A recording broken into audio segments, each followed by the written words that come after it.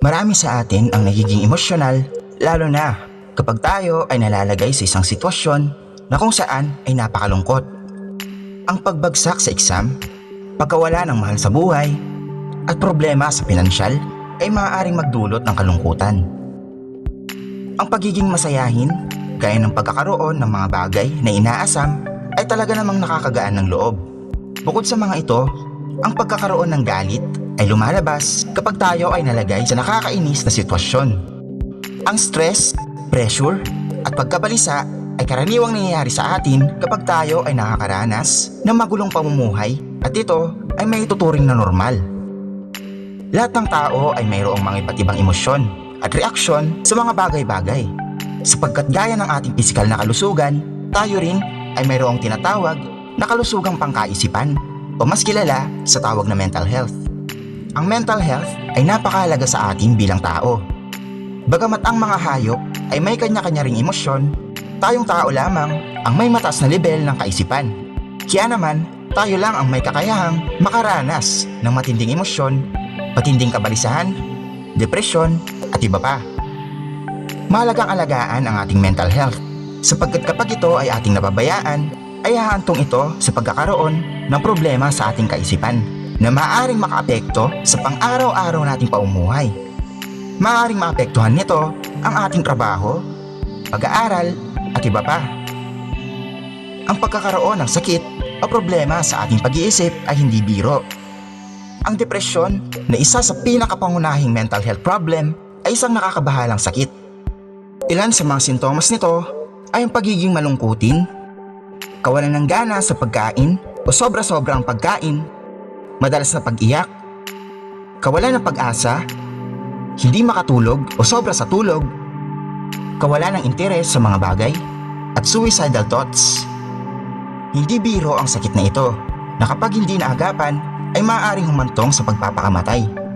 Kaya naman, napakahalagang suportahan ang mga taong nakakaranas nito sa pamamagitan ng pakikipag-usap, pag-intindi, at pagkonsulta sa mga profesional. Bukod sa depression, isa rin sa pangunahing problema sa pag-iisip ay ang matinding kabalisahan o kilala rin bilang anxiety disorder. Ang anxiety disorder ay isang mental health problem na kung saan ay nagkakaroon ng matinding takot ang isang tao para sa kanyang hinaharap. Ilan naman sa mga sintomas nito ay ang panginginig ng katawan, pag-iisip ng mga bagay na nagdudulot ng panganib, takot sa mga mangyayari, at negatibong paniniwala sa mga bagay. Gaya ng depresyon, ang anxiety disorder ay nagdudulot din ng kawalan ng interes sa mga gawain, gaya ng trabaho at pag-aaral.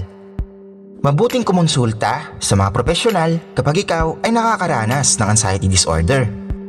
Ang Cognitive Behavioral Therapy o CBT ay may malaking tulong upang mabago at maging positibo ang pananaw ng isang tao sa mga nakakatakot na bagay na iniisip nito. Mahalaga ring tandaan na may malaking tsansang gumaling sa depresyon at anxiety disorder ang isang tao.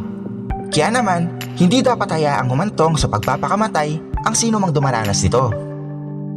Ang mental health ay nakakaapekto rin sa ating pisikal na katawan at sa nakikita ko ay related ito sa isa't isa.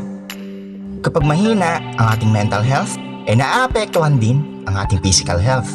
Kapag ang ating physical health ay humina, ay naaapektuhan din ito ang ating mental health. Kaya naman, napakahalagang alagaan ang dalawang ito upang tayo ay malayo sa iba't ibang mga kondisyon at sakit sa kaisipan. Ang mental health ay isang malalim na usapin sa buong mundo.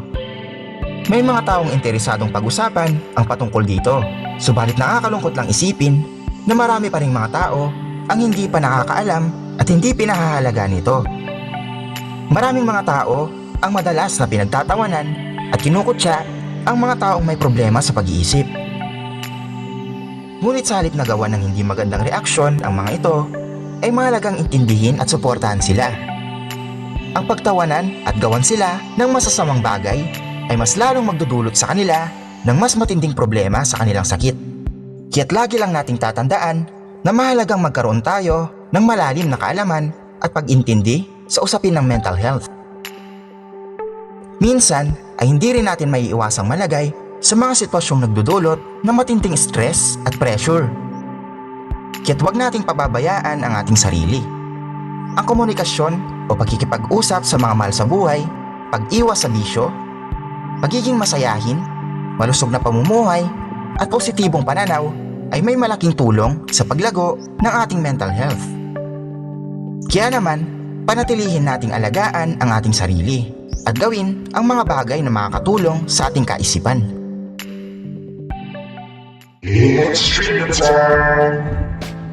Alam niyo bang ang bilang ng mga taong nagpapakamatay sa buong mundo taon-taon ay nasa 703,000?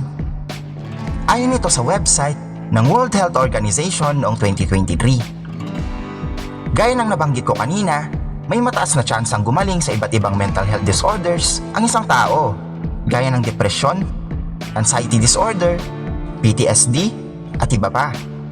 Kaya naman, mas mabuting kumonsulta sa isang profesional kaysa kitilin ang sariling buhay. Kaya't huwag mahihiyang ibahagi ang nararamdaman o pinagdadaanan mo sa isang profesional upang matulungan ka nito.